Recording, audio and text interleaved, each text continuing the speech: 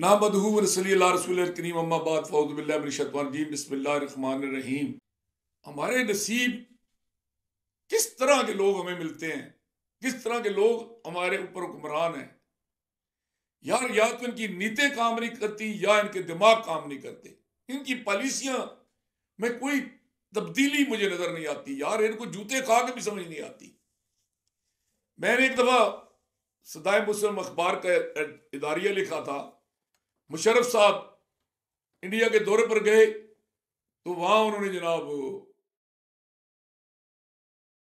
वो अजमेरी साहब के दरबार पर जाकर सलूट मारा। तो मैंने कहा हमारे हुक्मरानों के पास ना ये बड़ा सिक्का रजुल वक्त है कि जाहिल कौम है। तो क्या किया कि इनके जज्बात के साथ खेला और पाकिस्तान में अली अजमेरी के मज़ार को गुलाब से धो दिया, उसकी शक्ल सूरत काबा की तरह बना दी या मस्जिद नबी की तरह बना दी। और उधर जब इंडिया में गया तो वो जनाब क्या किया कि अपना अजमेर शरीफ की ज़ियारत कर रहे और दौड़ लगाई तो सरकारी खर्चे पर कभी उम्रा कर रहा है कभी हज कर रहा है।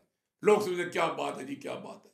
इसी तरह जितनी भी पॉलिसियां बनती हैं उनमें अवाम की बेहतरी के लिए, पाकिस्तान के इस्तेकाम के लिए और सूरत हाल को जू तू से निकालने के लिए कोई पॉलिसी नहीं बनाई जाती। अभी ये आप देख लें, भुट्टो मेरा लीडर था, बेनजीर मेरी लीडर थी, मेरे पर उनके सनात भी हैं, मैं उनका मदाह भी हूं। लेकिन बेनजीर के नाम पर बेनजीर प्रोग्राम दिया गया, अरबों रुपए लोगों को बांट दिए गए, उनको भीख भीख मंगा बना दिया गया, उनको मांगत बना दिया गया। और यही वजह है कि आज दुनिया के किसी मुल्क में जाएं, अपनी सड़क पर फिरें, मक्का मदीने की गलियों में जाएं, आपको जनाब बच्चे, औरतें, मर्द जो है ना, वो मैं आज की बात बताता हूं कि मेरे घर पर 2 नौजवान आए और वो मदद मांग रहे थे। तो ये हमने पूरी कौम को भकारी बना दी, ये हमने जुल्म किया है। मैं थोड़ा सा आपको वापस लिए चलता हूँ। 1992 के सैलाब में पिंड दादर खान में बड़ा नुकसान हुआ। पिंडी सैदपुर में मैंने कैंप लगाया हुआ था इनकी सैलाब की बहाली के लिए, और उसमें चौधरी औरंगजेब हमारे एसी थे, राजा अब्बास हमारे डीसी थे, और फयाज आसफ हमारे चेयरमैन ज़िला कौंसिल थे, और इकबाल महदी हमारे एमएनए थे। अपनी रिजर्वेशन के बावजूद मैं इन 4 आदमियों को आज खराज तहसीन पेश करने पर मजबूर हूं कि इन्होंने बहुत ज्यादा काम किया सलामत खान के लिए। मैं अपोजिशन लीडर था जिला कौंसिल का, इसके बावजूद उन्होंने मुझे इसके साथ एसोसिएट किया। और मुझे आज तक याद है कि जब हतार के मकाम पर मियां नवाज शरीफ बतौर वज़ीर आज़म पाकिस्तान आए तो इकबाल महदी साहब मुझे शेरपुर से खुद अपनी गाड़ी में उठा कर ले गए, और वहां का मेरी उसको दाढ़ी नहीं होती थी लेकिन दाढ़ी बड़ी हुई थी, आंखों में जनाब जो है ना जी वो पानी उतरा हुआ था, जगराते से मेरा बुरा हाल, सेहत खराब, तो कपड़े मेरे चिकड़ से लत पत। उन्होंने कहा कि ये हमारा मेंबर जिला कौंसिल है और हमारा मुखालिफ है, लेकिन जितना इसने काम किया किसी ने नहीं किया। और उस दिन रात की 9 बजे की खबरों में मियां नवाज शरीफ के साथ मेरी भी तस्वीर टीवी पर आई थी। तो वहां पर हुआ ये कि पिंडी सैदपुर में हमारे इसको सलाबत खान के कैंप को विजिट करने के लिए अनवारुल हक नवाज जो ज़ियाउल हक साहब सदर साहब के बेटे थे और पंजाब में वो अपना वेलफेयर के वजीर थे, वो तशरीफ लाए। तो उन्होंने जनाब वहां पर खिताब किया तो कहा कि जी आपको क्या नुकसान हुआ और आपकी बहाली कैसे हुई। तो मुझे आज तक याद है कि हमारे इलाके के बड़े बड़े मुअज़्ज़िज़ीन जो मुझसे रात को सामान लेके जाया भी करते थे और आगे तकसीम नहीं करते थे, वो खड़े हो गए जी, उजड़ गए जी, बर्बाद हो गए जी, ये हो गया जी, वो हो गया, कोई काम नहीं कर रहा जी, कोई हमें कुछ नहीं मिल रहा जी। तो सुबह मैं अपने गांव से भी ना काफी गुस्से में निकला था कि वो डायमंड फोम वालों की गाड़ी आई सामान लेकर, तो वो हमारे गांव के करीब आए। जब गाड़ी उन्होंने मुड़ी हमारे गांव की तरफ तो मैंने उन्हें मना किया कि हमारे गांव में गाड़ी लेकर ना जाए। उन्होंने कहा क्यों? मैंने कहा यार हमारे साइड वाली सारा गांव जो है ना वो सैलाब में डूब गया है, मकान गिर गए, लेकिन गांव के अंदरूनी हिस्सा हमारा बच गया, उसमें जितना दाना गंदम है हम एक दूसरे को दे लेंगे, हमारी जरूरत नहीं है। तो वहाँ हमारे एक बुजुर्ग थे हाजी बुस्तान साहब, मेरे बड़े वो मेहरबान थे। उसके बाद वो जिंदगी भर मेरे साथ नाराज ही रहे। तो उन्होंने कहा तू गाँव का नुकसान करता है। मैंने कहा हाजी साहब बहुत कुछ हमारा ज़ाया हो जाएगा अगर आपने इजाज़त दी। उन्होंने मुझे रोक दिया। तो मैंने वो आज तक मुझे वो सीन याद है कि जनाब हमारे गांव से मेन रोड तक जो एक आधा किलोमीटर सड़क थी, उस पर खातीन उन्होंने बच्चों के मुंह में दूध दिया हुआ था और एक हाथ से उन्होंने चादरें पकड़ी थी और दौड़ रही थी, हवा चल रही थी और उनकी तो नामूस का तमाशा बना हुआ था। तो वो जनाब वो मांग रही थी कि मुझे ये सामान दे जो, ये सामान दे जो, ये सामान दे। ये हालत हमारी हो गई थी। और मुझे अभी अच्छी तरह याद है कि जब मुझसे सवाल किया अनवर हक ने कि भाई आप फरमाएं जी मेंबर ज़िला कौंसल साहब महमूद मिर्जा जिमी साहब आप कैंप के इंचार्ज हैं कि क्या वो नुकसान हुआ और क्या बहाली का काम आपने किया।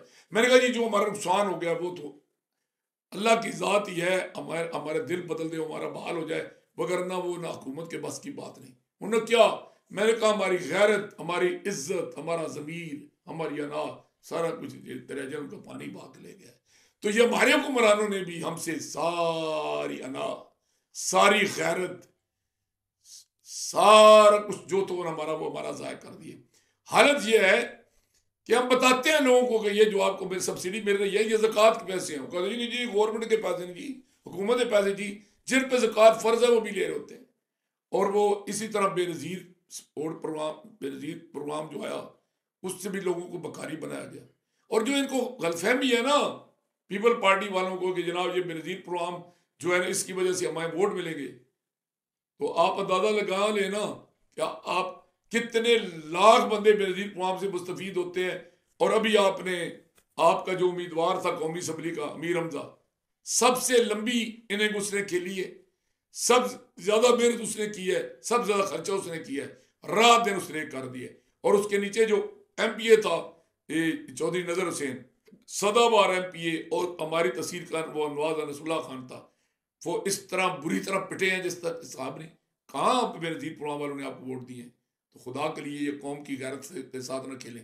अभी जनाब आ गई है मरियम साहबा, हमने सोचा नौजवान बच्ची है, हाँ नौजवान ही कहना चाहिए, तो बच्ची है तो वो कुछ ना कुछ तो मियाँ साहब की बेटी है, 3 दफ़ा वज़ीर आज़म रहे हैं, चाचा उनका वज़ीर आज़म रहा है, कज़न उनका वज़ीर आला रहा है। तो उनके घर में तो ट्रेनिंग हुई है उसको, तो कम से कम कोई वही इनकलाबी तब्दीलियाँ लाएगी।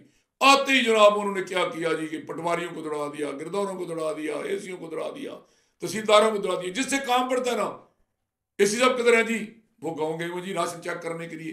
तहसीलदार किधर है जी, गाँव गए हुए जी राशन चेक करने के लिए।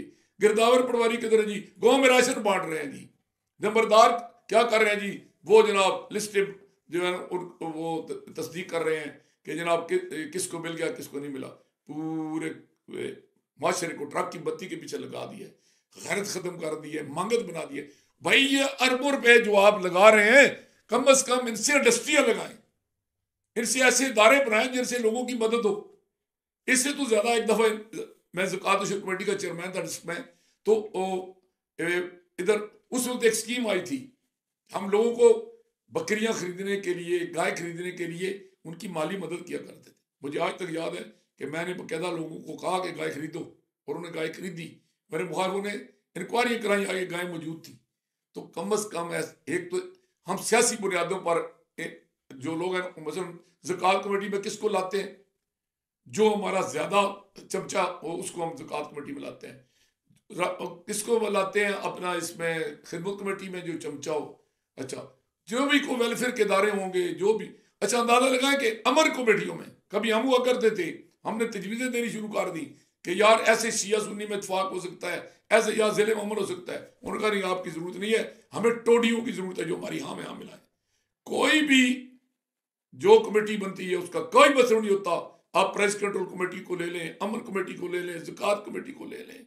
अच्छा लेकिन वो ही बिल्कुल फंड जो है ना या खाए जाते हैं या ज़ाय होते हैं। तो ये कौम को भिखारी बनाया जा रहा है।